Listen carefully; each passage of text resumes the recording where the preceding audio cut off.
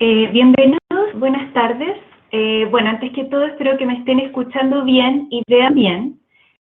Mi nombre es Silvana Pérez, soy coordinadora del Design Center de Trespa en Santiago de Chile, y les doy la bienvenida entonces a esta segunda sesión técnica de un total de 5 sesiones que tendremos cada miércoles a las 15 horas, de hora Chile. Esta segunda sesión, como saben, se tratará de Trespa, específicamente en trabajo, mecanización y control numérico.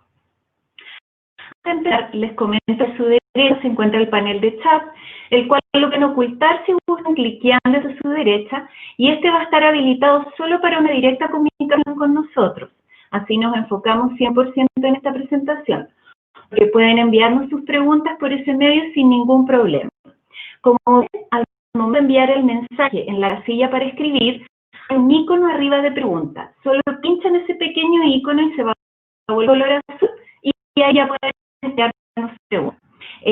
Como saben, nos acompaña Rodrigo Gana, gerente técnico de Trespa en Sudamérica, quien expondrá en estas sesiones y para aclarar cualquier duda técnica al respecto. ¿Ya? Este webinar no durará más allá de 45 minutos aproximadamente, con el cual partiremos con Rodrigo y su presentación, y al final, y luego de haber recibido sus preguntas, entraremos a publicar cada una de ellas y las empezaremos a leer para que Rodrigo nos vaya dando la información. Bien, como ven, nosotros vimos con la primera sesión de material y características. La de hoy es trabajo, mecanización y CNC, como ven ahí, de este miércoles 22. Rodrigo, buenas tardes. Entonces, puedes comenzar, por favor. Todo bien. Buenas tardes.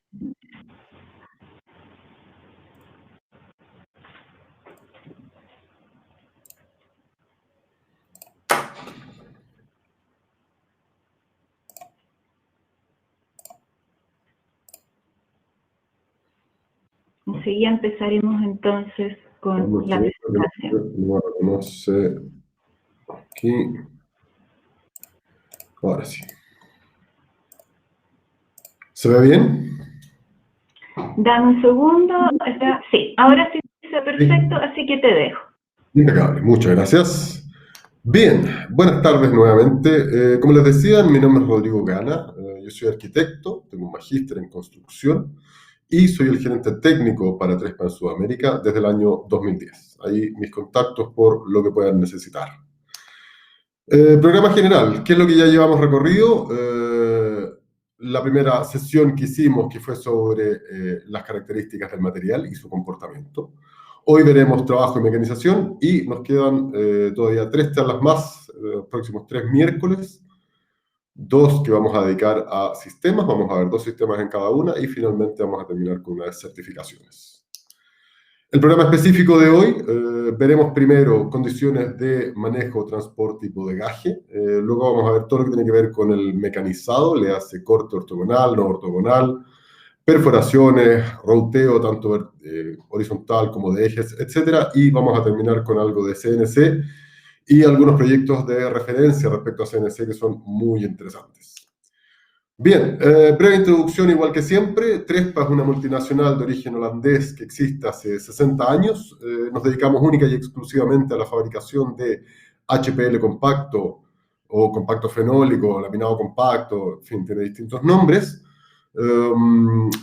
La dedicación a esto tiene que ver con poder generar la mayor calidad posible a estas placas para efectos de la resistencia exterior. Hoy día tenemos una distribución sobre 80 países, todo se hace desde un centro de producción, desde una fábrica donde se producen cerca de 12.000 metros cuadrados por día. Y, como les decía, basado muy fuerte en la innovación y eso asociado a la tecnología que está detrás de la calidad del material. Y por eso nuestra garantía bastante particular de 10 años que tenemos hoy en día. ¿Qué es lo que producimos? Producimos placas, esta es la gama básica de placas, más de 150 colores, 4 formatos, 4 espesores, 7 terminaciones, terminación por una cara, por ambas caras, etc. Esta es nuestra base de producción y de esto vamos a hablar hoy día de cómo trabajar con estas placas. Para esto, con esta linda imagen de la Teletón de Coyhaique que ya hicimos hace algún tiempo, empezamos en el tema propiamente tal de hoy. Y para eso tenemos que hacer un breve recuerdo de la última sesión. Lo primero es entender la composición del material. El material, como vimos la vez pasada, es un 70% fibras basadas en celulosa, papel craft, y un 30% resinas termoendurecibles o resinas fenólicas. Y eso es el material. Dado esta combinación de factores, hoy lo que vamos a ver en cuanto a su bodegaje y trabajo tiene que ver con estas condiciones. Lo primero, respecto a la condición de que sea un 70% celulosa, tiene que ver con su comportamiento, y la placa se trabaja en el fondo, vale decir, se dilata y se contrae por humedad, no por calor. Este es un termoendurecido, el calor no tiene ninguna afección sobre la placa cuando es menos de 150 grados Celsius, por lo tanto no nos influye la temperatura. ¿Qué es lo que produce la humedad? Si la humedad es equilibrada en ambas caras, la placa se va a mantener plana, estable en el tiempo geométricamente, y obviamente va a cambiar de tamaño según la dilatación del material, que vimos la semana pasada, era de 2,5 milímetros por metro. Pero si la humedad empieza a ser no equilibrada en ambas caras, el material va a empezar a tomar curvatura, dado que la cara que está más cerca de la mayor humedad va a querer crecer y la cara que está más cerca, donde hay menos humedad, no va a querer crecer, y eso va a provocar una curvatura en el material. Y nos va a transformar lo que era una placa plana en lo que se ve en la imagen, una cosa curva, que es algo que no nos interesa, obviamente.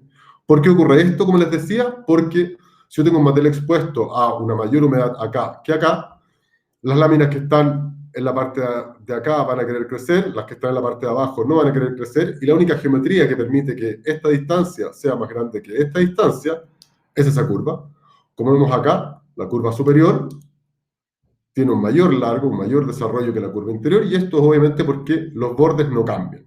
Y eso es lo que buscaremos evitar con el correcto trabajo. ¿Cómo se evita esto? A nivel de instalación, con una cámara de ventilación, que es lo que vamos a ver la próxima semana, con una entrada y una salida de aire mínima, y obviamente asociado a sistemas que permitan este trabajo, ¿sí?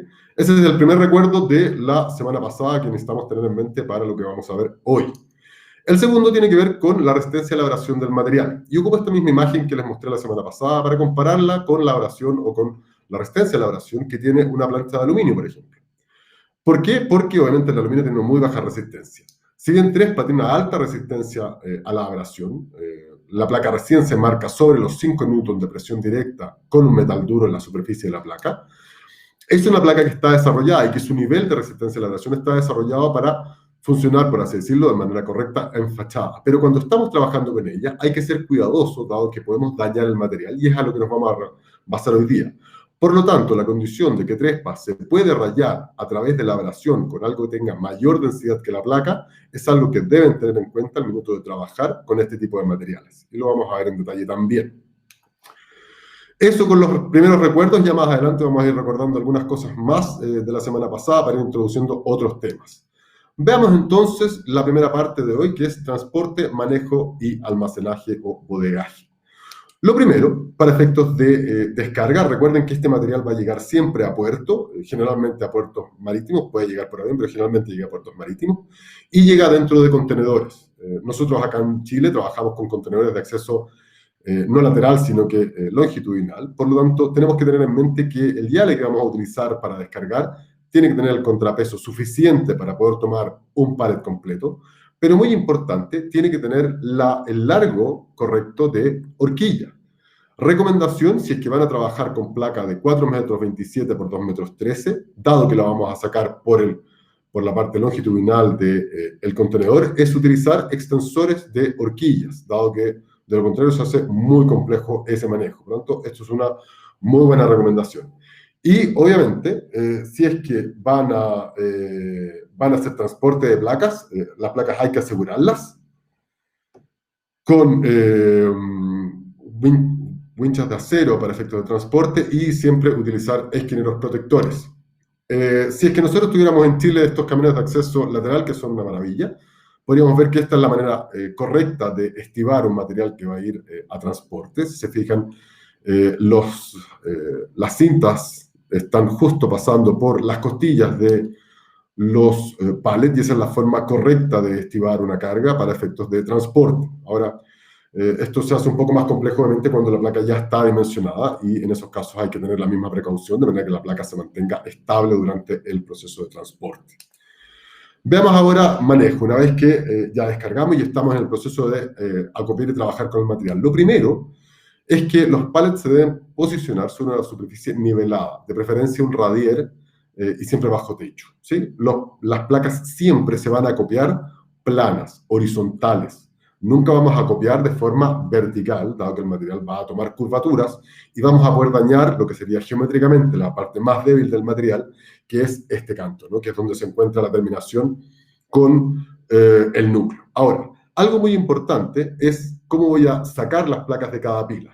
Y como vemos en la imagen acá, no hay que arrastrarlas. Esto no es correcto, dado que en los ambientes de obra siempre va a haber polvo en suspensión, esquirlas de metal o de aluminio, piedrecillas que van a poder estar acá. Y si yo arrastro el fondo y tengo una placa acá y la otra placa se va a arrastrar hacia allá, todo lo que yo tengo acá de suciedad se va a presionar contra la placa y me la va a poder herir. Por lo tanto, siempre levanto y desplazo. Ahora, esto es muy relevante, sobre todo en las placas más grandes, porque recuerden, al menos acá en Chile, tenemos la ley del saco. Por lo tanto, una placa que pesa 100 kilos tendría que al menos dividirse en 4 o utilizar a 4 personas, para efecto de cumplir con la ley, para poder movilizarla, ¿sí? Eso es algo a tener en cuenta. Y finalmente, algo muy relevante, y esto es a lo largo de todo el proceso de acopio, hay que evitar en general que se acumule suciedad y polvo entre los paneles, dado que, como les decía, al movilizarlos van a poder sufrir rayas y obviamente eso va a restarle la calidad que nosotros buscamos al material. Eso respecto al manejo. Veamos ahora lo que les decía respecto al almacenamiento. Lo primero, sobre un radier, un espacio nivelado, protegido de la radiación solar y de la lluvia directa, pero puede estar abierto a la intemperie, no es necesario que sea completamente cerrado. En lo posible, las placas se deben mantener en su embalaje original. Otra cosa muy importante, y como recomendación, una vez que hayan terminado de transportar el material, háganlo de forma inmediata, es cortar los sunchos o las winchas metálicas con las cuales vienen amarradas las placas al pallet antes de almacenar. Lo que hacen estas cintas de metal es que impiden la dilatación equilibrada del material y van a provocar curvas. Por lo tanto, es muy, muy, muy importante que ustedes las corten inmediatamente y obviamente en el proceso de cortarlas tengan cuidado con las eventuales rayas que pueden producir. Recuerden que son metálicas y el metal es más denso que la placa y si lo arrastro con la suficiente fuerza voy a poder marcar esa placa. No se debe escribir directamente sobre las placas, si bien, como vimos la semana pasada y vamos a ver más adelante, es simple remover el grafiti y las rayas, no es conveniente rayar directamente las placas o sobre los films que traen algunas terminaciones a manera de protección. Siempre lo mejor para codificar material es utilizar un adhesivo que vaya encima de la placa, ya sea una cinta de papel, masking tape o como le llamen, y sobre eso marcar. Y obviamente una vez utilizado ese marcaje hay que eliminarlo o removerlo de la placa lo antes posible. Acá vemos algunas imágenes de cómo se apilan los pallets. Si se fijan, los que están acá en la foto de la derecha están recién sacados del camión, aún tienen las winchas metálicas, que es lo que hay que cortar. Como altura máxima se recomiendan los 6 metros y hay que tener ciertos cuidados respecto de evitar la acumulación de humedad entre las placas. Si se fijan, la forma en que viene el material hace que pueda correr la humedad o el aire a través de los pallets y eso va a mantener el material estable. Lo que hay que evitar es que entre estos materiales se vaya a acumular humedad, por lo tanto, no hay que disponer de capas de papel entre medio, como uno podría suponer que van a proteger mejor entre un pallet y el otro, etc. No pongan absolutamente nada, no tapen el material tampoco con un polietileno porque van a generar que el material va a estar expuesto a humedades distintas por una cara y por la otra. Y como les decía, se deben eliminar todos los elementos de marcaje y las stickers de marcaje que nosotros entregamos de forma inmediata. Eso respecto al almacenamiento. Si es que debieran eliminar el pallet original y van a tener que disponer de las placas sobre otro elemento, lo que se recomienda es utilizar cuartones o palos de madera de 4x4, por eso la denominación de cuartones acá en Chile, que dispuestos planos en este radier, como les decía, que está nivelado a un máximo de 60 centímetros de distancia entre cada uno, van a poder recibir las placas de forma correcta. Obviamente hay que mantenerlos estables y sin que se vayan a caer. ¿Sí? Es una alternativa si es que ustedes deben desmontar las placas desde sus pallets originales. Eso respecto del almacenamiento. Vamos a ver ahora, vamos a empezar a trabajar con el material y para eso vamos a ver qué significa el mantenimiento, ¿vale? Es decir, qué cuidados debemos tener previo a la instalación, pero también cuáles son las condiciones que trae la placa respecto de este mantenimiento. Y acá lo que debemos recordar es la superficie EBC. Recordarán que vimos, casi digo, la clase pasada, esto me recuerda a mi época en que era profe, o docente en realidad, nunca fui profe. Pero bueno, como vimos en la sesión pasada, esta placa tiene un curado mediante electrones, vale decir, una corriente de electrones pasa por la superficie y cierra casi por completo el poro. El resultado es lo que vemos acá a la izquierda, comparado siempre con una lámina de melamina. Eso ampliado 75 veces y visto un poco más en detalle, acá vemos la placa 2500 veces ampliada en un microscopio electrónico. ¿Cuál es la gracia de esta superficie? Es que va a hacer que la limpieza sea muy fácil y nos va a dar las condiciones de limpieza o los cuidados a nivel de limpieza que debemos tener. ¿Sí? Así que es muy importante recordar esto que vimos la sesión pasada. Lo primero respecto de la limpieza son cuidados a nivel, si quieren, más de diseño. Y son ciertas consideraciones que debemos tener de forma que en sí misma la placa o el diseño de utilización de las placas no acumule suciedad. Lo primero, por ejemplo, es la disposición de cortagoteras, ya sea plegados de acero o aluminio o algún otro material en cada uno de los encuentros, o bien, como está el detalle de acá, donde la placa vertical traspasa sobre la placa horizontal o sobre el retorno. Esto hace que el goteo sea controlado, no gotee directo o no chorree directamente sobre las placas y obviamente eso va a eliminar eventuales manchas, simplemente suciedad que se puede eliminar en la placa. Y lo otro que es una recomendación, pero aquí obviamente va a depender mucho del diseño, pero si se puede evitar es mucho mejor, hay que evitar que las juntas no calcen entre ellas. Por lo tanto, si yo tengo una junta vertical en ese sentido, que está debajo de una placa en ese sentido, obviamente esta junta va a hacer que aquí pueda escurrir, obviamente, agua que pueda estar sucia y eso va a hacer que la placa no se vea. Pero, como les digo, es tan fácil eliminarlo que es simplemente una consideración a nivel de diseño que, si se puede, es mejor tener. Y lo que sí, hay que tener cuidado con el uso de adhesivos y masillas y proteger los cantos de la placa si es que se van a pintar los marcos una vez que esté instalado. Son recomendaciones básicas un poco previo al proceso de limpieza. Veamos ahora limpieza en sí. Lo primero, en términos de condiciones generales, si es que alguien me pregunta, yo diría que una limpieza anual para este material es más que suficiente. Y eso se hará con un jabón de uso medio, de casero, de cualquier tipo. En general, para cualquier agresión un poco más compleja en términos de grafito o lo que sea, la base de elementos de limpieza, como les digo, de mayor poder, son los diluyentes o disolvente orgánico no abrasivo. Muy importante, recuerden, no abrasivo. Ya lo conversamos, la placa, esa es la única forma de eliminar. Y cosas comunes, como por ejemplo grasa y suciedad, no generan mayor problema, simplemente un producto de limpieza universal doméstico, si es que un paño húmedo, si es que fuese necesario, como les digo, una vez al año con mucha suerte. Ahora, cosas más complejas, como por ejemplo adhesivos de doble componente, resinas, etcétera, siempre se debe limpiar al minuto de que caigan sobre la placa. Cuando ya lo vamos a ver de nuevo como recomendación, si es que esto se llegan a secar, es muy complejo eliminarlos, incluso van a haber algunos de ellos que no son posibles de eliminar una vez que están secos. Por ejemplo, el primer que se ocupa para la fijación mediante adhesivos, que vamos a ver la próxima semana o la subsiguiente, no me acuerdo cuándo es, se debe eliminar de manera inmediata porque son elementos que están desarrollados químicamente para fijarse a la superficie. Por lo tanto, mientras más tiempo pase entre que caiga la suciedad y yo lo limpie, más complejo va a ser limpiarlo y más veces voy a tener que repetir el proceso. Y una vez que hayan hecho la limpieza específica, ya sea con el diluyente orgánico o con cualquier otro producto, o por ejemplo el caso de cemento y cal, que hay que limpiarlo con un ácido concentrado, con ácido clorhídrico, algo de estilo, siempre lavar las placas con agua y con jabón, secarlas de forma que evitemos la posible aparición de rayas una vez que, o de mancha una vez que sus productos se sequen. Por lo tanto, siempre es conveniente lavarlas con abundante agua, que obviamente no tiene ninguna afección sobre el material. Vamos un poco más adelante en la limpieza y vamos a ver cosas un poco más específicas. Lo primero, respecto de la aparición de musgo y algas, dado la estructura molecular de poro cerrado que tiene la placa, es muy fácil eliminarla porque no tienen tasa de ingreso sobre el material, por lo tanto se eliminan desde la superficie de forma muy simple. Y después vemos algo que también vimos la semana pasada, toda la eliminación de diferentes tipos de tinta, ya sean rotuladores a lápiz, a tizas, etcétera, spray de tarro, pinturas complejas como la laca para automóvil, etc. Todas ellas se van a poder remover. Cada una obviamente requiere de un producto específico, como por ejemplo, si es una pintura de mayor adherencia, es conveniente ocupar un thinner para diluir esa pintura y obviamente según el thinner, el tipo de pintura va a ser el thinner que uno va a utilizar.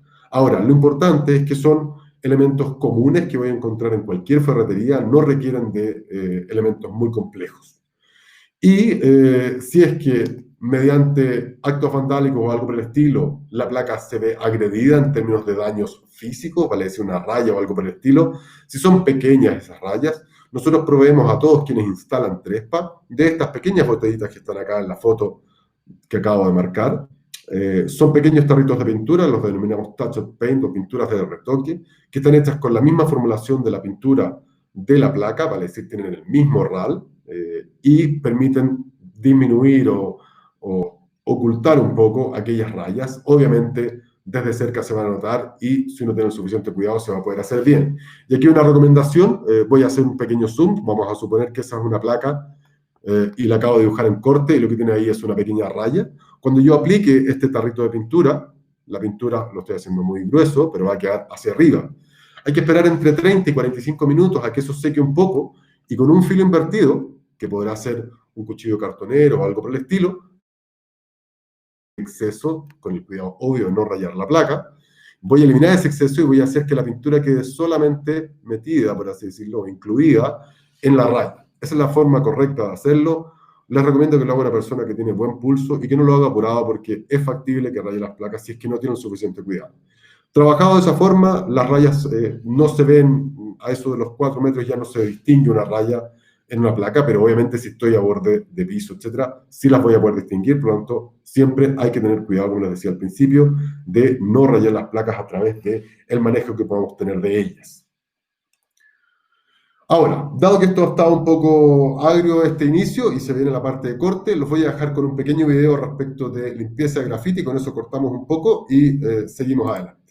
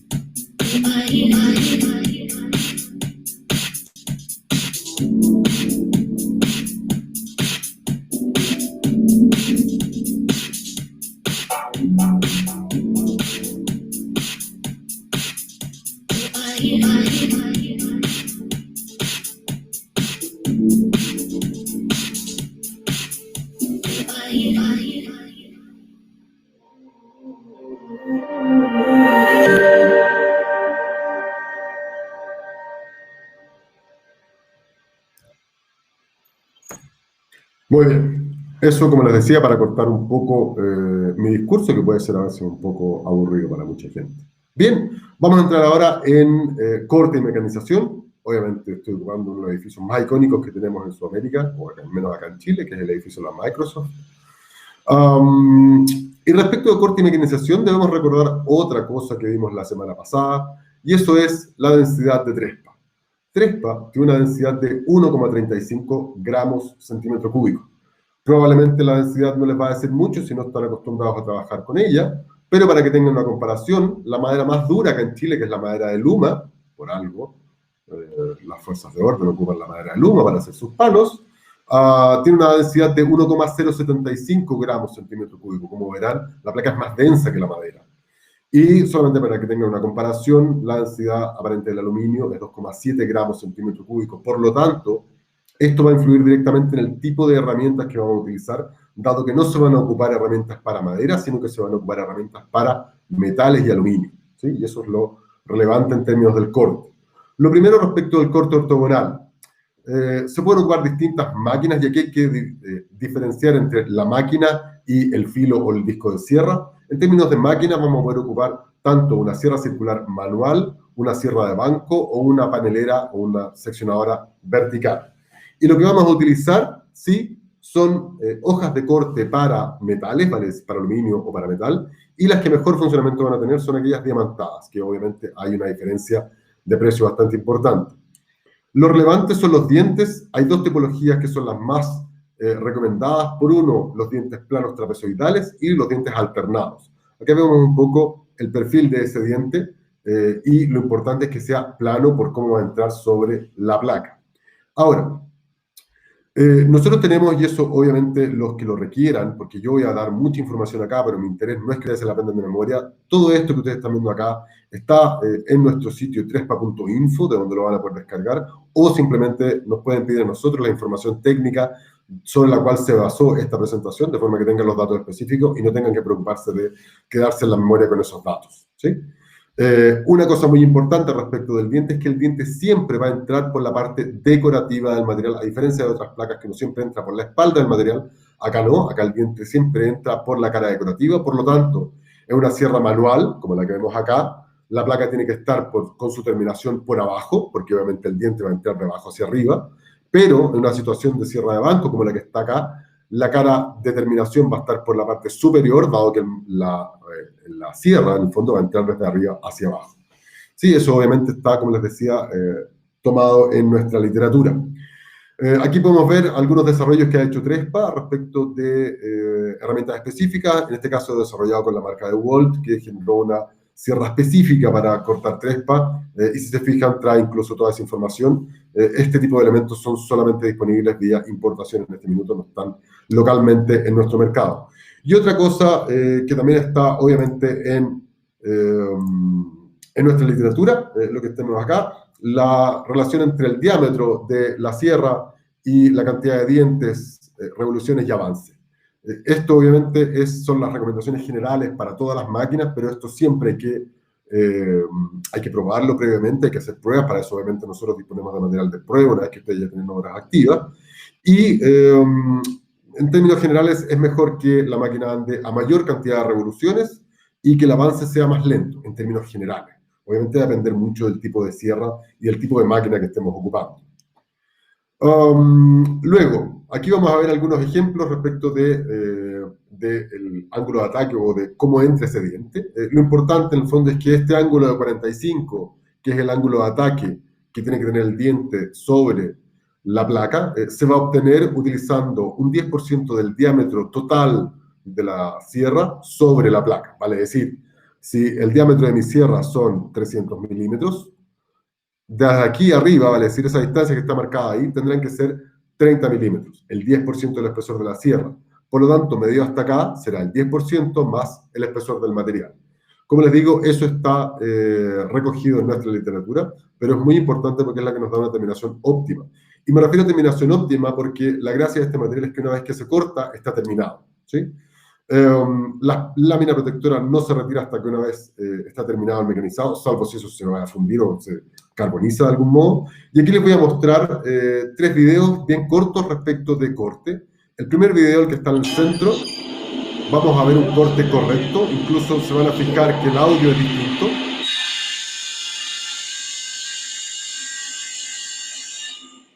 Un corte bien realizado significa terminación automática. Y ahora vamos a ver en ambos lados, a la izquierda primero y a la derecha después. Primero, una sierra que está muy baja.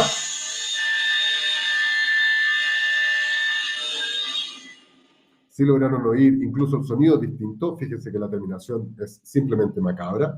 Esa placa la acabamos de perder. La única posibilidad sería cantearla, vale decir, restarle milímetros de tamaño, y eso obviamente va a afectar el módulo.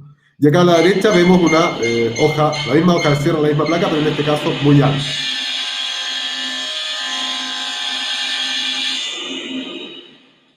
Y si se fijan, nuevamente la terminación no es la correcta. Obviamente lo que buscamos es lo que está acá al medio. Esa es una de las particularidades del material. Si se trabaja bien, la terminación es automática, no hay un segundo proceso que hacer, corto e instalo. Eso es un poco la gracia.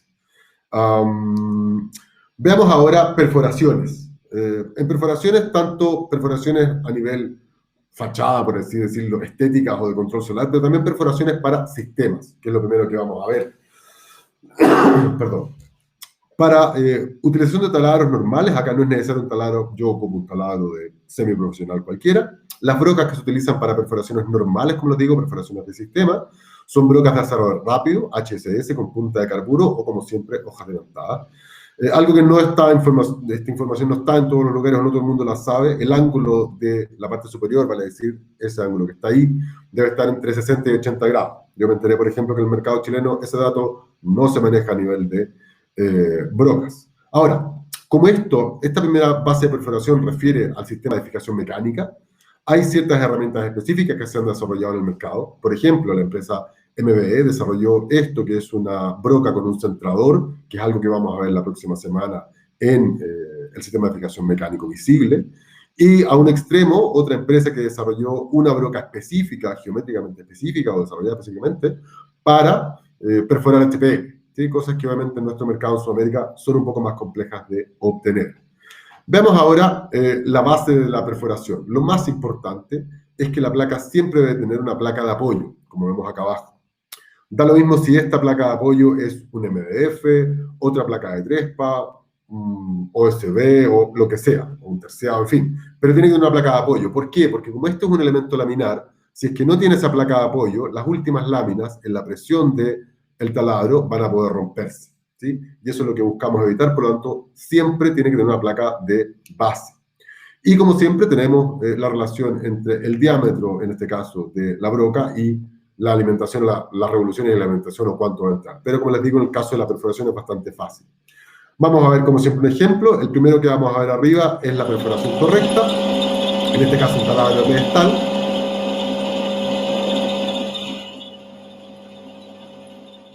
¿Sí? Terminación, como les digo, igual que en el caso del corte automática, no hay nada que hacer. Y acá abajo, en la misma placa, el mismo taladro, pero si se fijan, la placa está levantada desde la placa de soporte.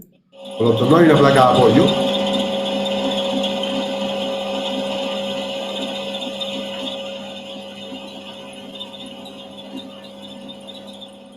Y si se fijan, lo que hizo fue arrastrar, como está acá, arrastrar la última lámina y romperla, y eso obviamente, incluso para una instalación, aunque eso no se vea, puede ser complejo, porque la placa se puede debilitar, dado que no sabemos cuál es el diámetro, por así decirlo, de esa fractura que va a tener ahí.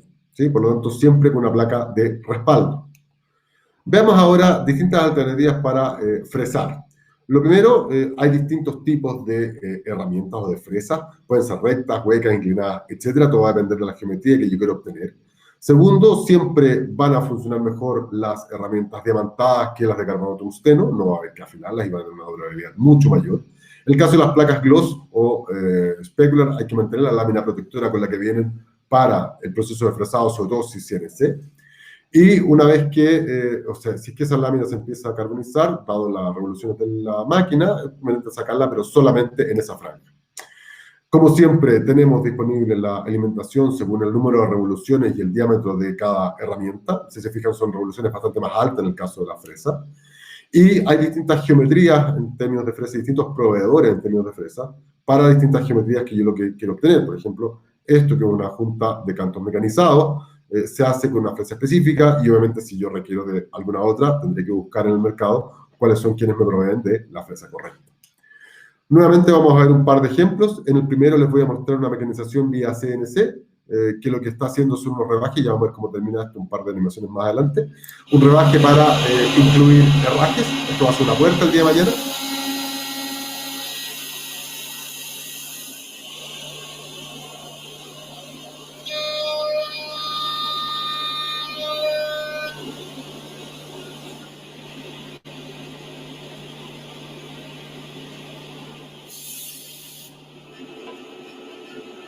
Y como les digo, están incluyendo la bisagra para esa puerta.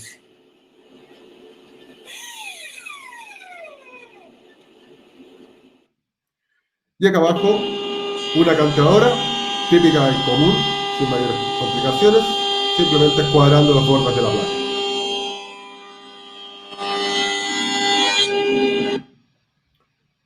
Eso con los ejemplos de fresado. Veamos ahora, sigamos con el fresado, y aquí lo que estamos viendo son el trabajo que se puede hacer a nivel de cantos, como por ejemplo, requiere el sistema TS600, que tiene el canto mecanizado para poder incluir este clip, que podemos ver en el ejemplo, donde estoy aquí, ¿sí? Tiene un poco esa necesidad que está ahí. Y obviamente también encuentros como este que está acá, que no sé si lo alcanzan a ver bien, donde uno puede lograr ese tipo de encuentros, ¿sí? Algo de ese formato. Y, perdón, en realidad esto es así, eso es completo, da igual. Y obviamente encuentros más complejos para hacer borde en 45 o algo del estilo, que es lo que les quiero mostrar ahora. Les voy a mostrar primero el video de acá abajo. Lo que se hizo acá abajo, un poco, y aquí los quiero llevar hasta dónde uno puede llegar a nivel de mecanizado. La placa está cortada de esta forma. Más o menos, si yo dibujara bien. Eso es el corte que tiene la placa. Y si se fijan, ahora lo que va a hacer es incluir un adhesivo que es, puede ser un adhesivo epóxico dependiendo del tamaño o poliuretano monocomponente, dado que vamos a incluir en esa ranura un perfil de acero inoxidable.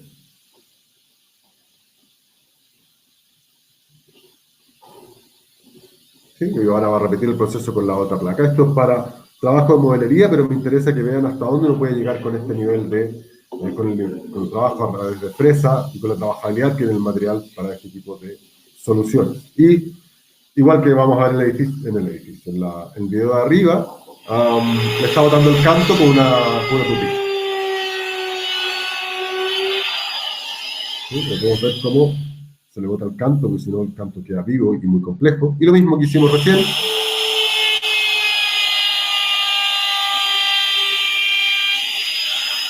Ahí vemos cómo con una fresadora manual se están trabajando los cantos del material. Como ven, si está bien trabajado, si la herramienta es la correcta, etc., la terminación es automática y eso hace que esto ande mucho más rápido que en comparación con otros materiales. Y respecto de CNC, tenemos distintas alternativas. Primero está lo que se denomina router o una moldadora con torno, que es básicamente una herramienta que gira a una gran cantidad de revoluciones, que nos permite tanto hacer perforaciones como rebajes, que es lo que vemos acá. Y también, acá en Chile al menos, podemos trabajar con jet de agua, que es otra forma de cortar el material. Si bien jet de agua nace de la industria metalmecánica, se puede utilizar de bastante buena manera con placas de HPL, y tenemos acá en Chile hay un proveedor que lo puede hacer. Y obviamente el tipo de fresa, etcétera, va a depender de cuál vamos a utilizar, si son huecas, si es canto redondeado, etcétera, igual que veíamos antes. Y otra cosa interesante, bueno, aquí vemos algunas cosas que hemos hecho a nivel de CNC, ya sea a través de corte o a través de perforaciones. Algo que se ha tratado de hacer en distintos lugares del mundo y en algunos lugares ha resultado es CNC a través del láser. No hemos obtenido buenos resultados acá, dado que se quema un borde. Eso tiene que ver con un control del láser que realmente no sé cuál es. Pero por ahora no tenemos ningún proveedor de láser acá en Chile, al menos que permita un buen trabajo. Por lo tanto, jet de agua o router son las dos alternativas. Y como siempre les voy a mostrar un pequeño video respecto de trabajo de CNC. Este es un desarrollo que hicimos algunos años atrás para un proyecto que ahora está, por así decirlo, tratando de cristalizarse. Y aquí lo que vemos es que hay una parte que está cortado, que es el perímetro, y las líneas que ustedes ven entre medio están rebajadas simplemente.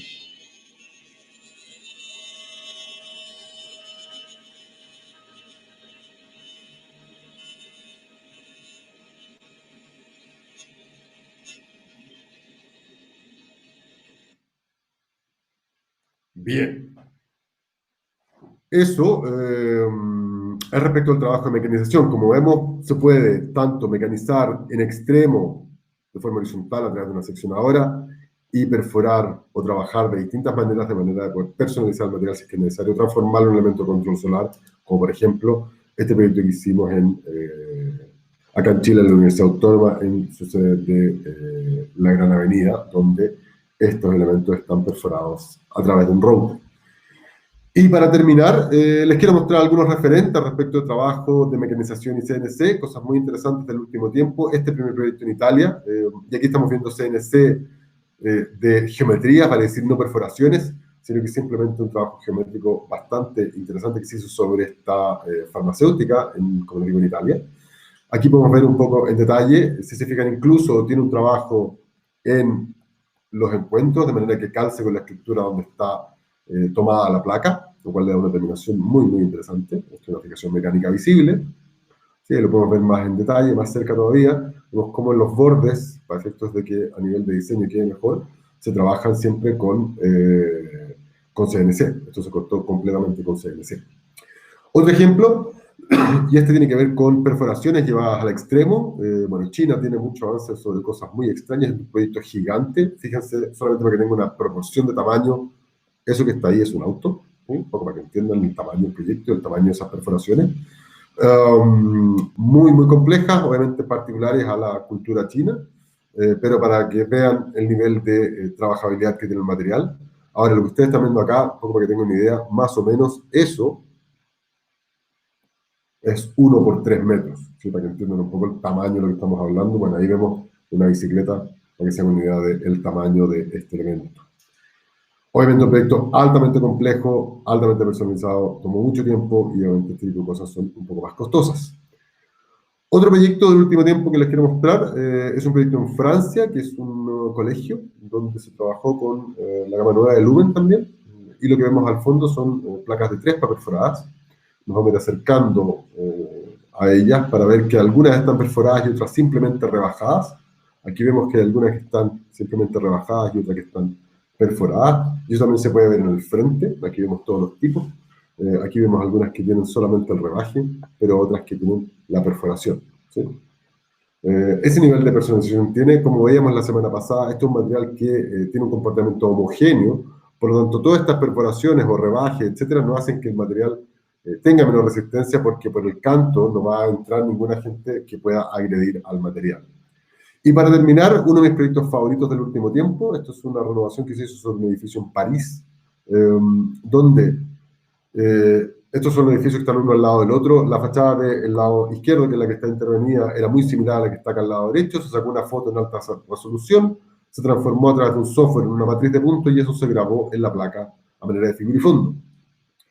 Ahí podemos ver, ¿sí?, lo mismo que vieron recién. Ahí está cerrado y ahí está abierto, ¿sí? Es un elemento de control solar móvil que está delante de esta fachada. Obviamente se transformó aparte todo el edificio en su funcionamiento interno. Y aquí vamos a ir viendo algunas fotos comparadas de la fachada completamente cerrada y con algunos tramos abiertos. Completamente cerrada, lo que se buscaba en el fondo era tener una reminiscencia como el estilo original, pero como eso nunca va a estar totalmente cerrado, le da un atractivo que es bastante singular a este proyecto. Ya vamos a ver algunas fotos del interior para que entiendan qué fue lo que se hizo, porque estos son simplemente placas de un solo color que tienen trabajo, como les digo, vía CNC. Aquí vamos a ver un poco más en detalle. Si se fijan, lo que está hecho es un patrón de perforaciones y rebajes en distintos diámetros y profundidad que nos va a generar esta distinta percepción. Eso, obviamente, cuánto se rebaja o no, eso lo determina un software, dependiendo de la distancia a la cual yo quiero ver el elemento. Y aquí podemos ver una vista desde el interior, donde podemos ver que hay zonas donde no hay perforación, porque el diseño no lo requería, y otras donde hay una alta perforación. Y eso es un poco lo que se ve desde el interior de este elemento, como les digo, de control solar. Y finalmente, algunas imágenes nocturnas que a mí, en lo particular, me agradan muchísimo, ¿sí? Esa es la última imagen del proyecto. Eso es cuanto tenía para ustedes hoy. Muchas gracias por estar acá nuevamente. Los espero la próxima semana. Espero que se puedan cuidar y quedarse en sus casas todavía. No nos pongamos nerviosos con esto del paso a paso. Tomemos las cosas con calma por ahora. Mantengámonos guardados en lo posible. Así que ahora está abierta a preguntas. Silvana, ¿te tenemos de vuelta? Sí, Rodrigo, muchas gracias. Como decía, vamos a empezar con las preguntas. Si puedes dejar de compartir, empezar a entonces ver esta ronda de preguntas. Vamos a empezar con la primera, entonces, que me parece que fue cuando estabas hablando del almacenamiento. Entonces nos dejaron esta pregunta que si bien con alguna detección, yo creo que refiere a las placas, claro. Claro, no todas las placas, hay una parte de nuestra gama que viene con un film de protección, las placas terminación specular, para decirles que son de alto brillo, como aquellas oblique, tienen un film de protección, para decir la gama lumen en términos generales, pero las placas normales, le hace satín, etcétera, maderas esas, no traen ningún film de protección. Perfecto. Vamos con la siguiente pregunta, entonces. ¿Qué tipo de sierra se encuentra en el mercado chileno? ¿Cuántos dientes tiene que tener la sierra? Hay distintas sierras que funcionan. Generalmente en Chile están las de carbono tungsteno. El diente depende del diámetro que va a soportar tu herramienta, vale decir la máquina, la sierra circular. Eso puede ir desde diámetros de 200 milímetros a los más grandes de 400 milímetros, que son poco comunes, pero podría ser. Y eso obviamente va a depender de la cantidad de dientes del diámetro de la sierra. Hay distintas ferreterías por así decirlo, no quiero pasar la publicidad a nadie, pero Hay buenas ferreterías, tanto cadenas comerciales gigantes como ferreterías buenas, donde ustedes pueden encontrar herramientas de buena calidad. Y bueno, herramientas de mentada también son posibles de encontrar un poco más específicos, y si necesitan esos contactos, cosa que me los pidan. Perfecto. Vamos con la siguiente pregunta, entonces, de Bernardo. Hola, Rodrigo, ¿por qué la perforación se hace en 3 pasos y no en un solo movimiento? No, eso es solamente porque el video está grabado así, de forma que se entienda que lo que está haciendo la máquina, porque si uno bajaba simplemente el taladro, no se entendía el video, por eso que está hecho en 3 bajadas, pero realmente si uno respeta en el fondo el índice de entrada, es suficiente y se puede hacer en un puro movimiento. Perfecto. Vamos con la siguiente.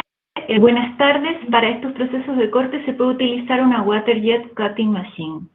Así es, como decía, existe CNC por jet de agua. Lo que se debe tener en cuenta es que la arenilla que se ocupa es bastante particular. Esto suena a chiste, pero la arenilla que mejor funciona con Trespa es una arenilla del Sahara.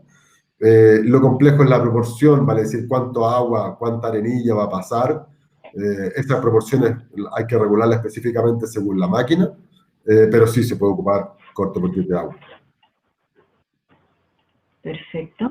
Vamos con la siguiente porque tenemos bastantes preguntas. De Juana Arriagada, ¿las perforaciones o cortes eran pérdida de garantía o vida útil?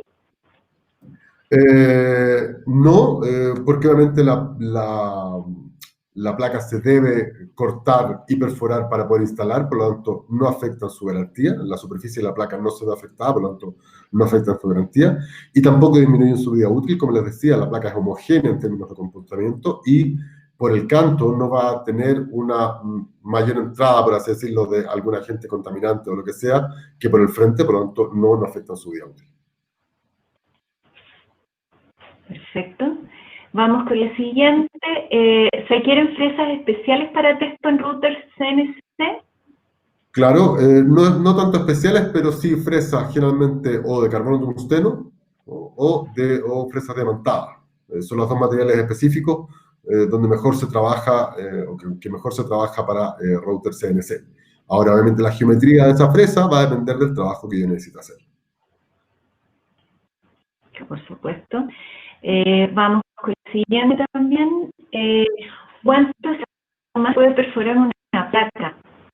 A ver, hay distintas relaciones en esto. No hay un máximo per se, pero hay recomendaciones, por ejemplo, que si voy a tener perforaciones regulares, al menos haya el doble del diámetro de la perforación entre perforaciones. Si son un poco mayores, puede ser el mismo diámetro entre perforaciones.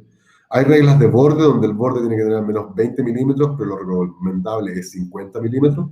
Hay situaciones donde hemos sacado más del 50% de la placa, pero en esos casos hay que disponer de una estructura o un bastidor que permita rigidizar, porque obviamente cuando yo le quito tanta masa al material, va a bajar su resistencia.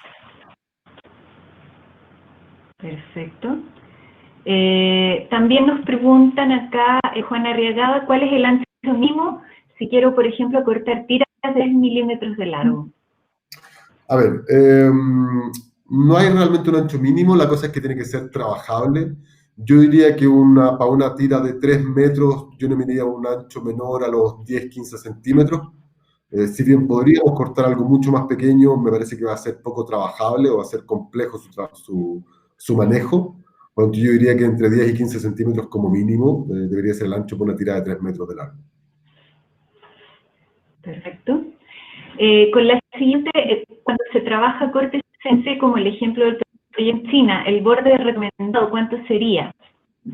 El mínimo, como les decía, es 20 milímetros, pero la recomendación para efectos de un proyecto como el chino, que requiere poner un bastidor, sería al menos 50 milímetros de borde. Perfecto. También nos preguntan si existe información acerca de las velocidades de avance, rotación y perforación para corte CNC. Así es, se las mostré en la presentación en algunos slides y eso lo tenemos recogido en un documento que simplemente nos pueden pedir vía correo electrónico y nosotros se los enviamos. Ahí está toda la información, tanto a avance en milímetros o metros por minuto, diámetros y evoluciones. Perfecto. Vamos a elegir 2 preguntas más. Lamentablemente estamos en contra del tiempo, ya estamos justo en el límite, así que de todas maneras, cualquier otra pregunta extra nos pueden contactar directamente y nosotros los vamos a aclarar, no hay ningún problema. Vamos con la siguiente entonces. Una vez cortadas las piezas en tamaños más pequeños, ¿cómo podemos usar la dirección de la flecha? Nos dice Bernardo. Ahí lo recomendable es en el fondo que cuando se esté en el proceso de corte de la placa, utilicen un marcador, ya sea una cinta de papel o algo por el estilo, en el frente de la placa con la indicación de hacia dónde va la flecha.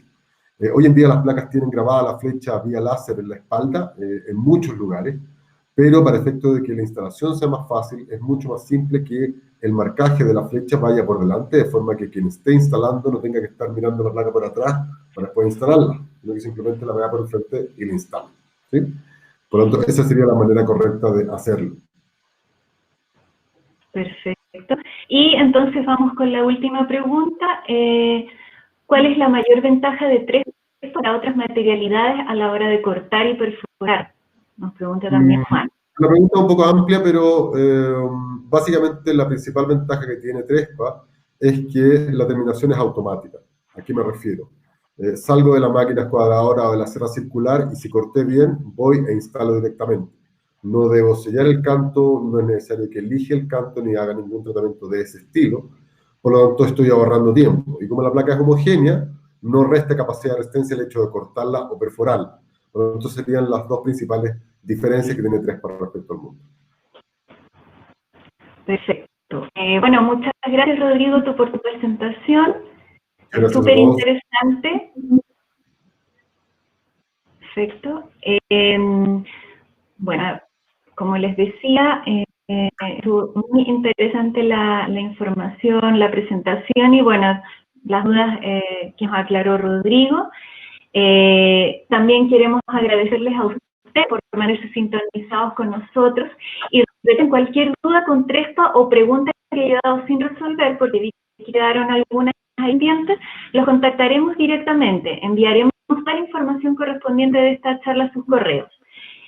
Recuerden también que Trespa tiene su página web, trespa.com, y también trespa.info, que es una página con información técnica, como también con los certificados y garantías. Ahí pueden ver también todas las redes sociales oficiales de Trespa. Y también recuerden que en Trespa en Sudamérica nos encontramos en Chile con nuestro Trespa Design Center Santiago, el cual tiene las redes sociales que ustedes ven ahí, un Twitter bajo el nombre de @TrespaChile, y también contamos con LinkedIn con el nombre de Trespa Design Center Santiago para que nos sigan, por lo que ahí pueden ver novedades sobre el material y de hecho nuevas charlas a futuro también que tendremos. También, bueno, los dejamos invitados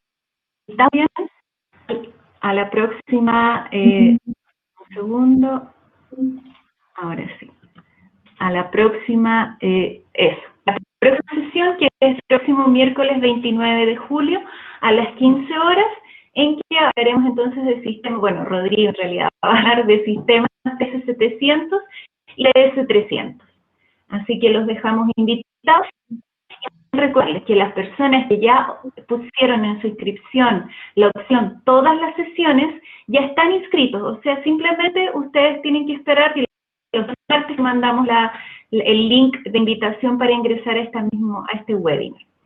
Ya, así que no es necesario inscribirse nuevamente.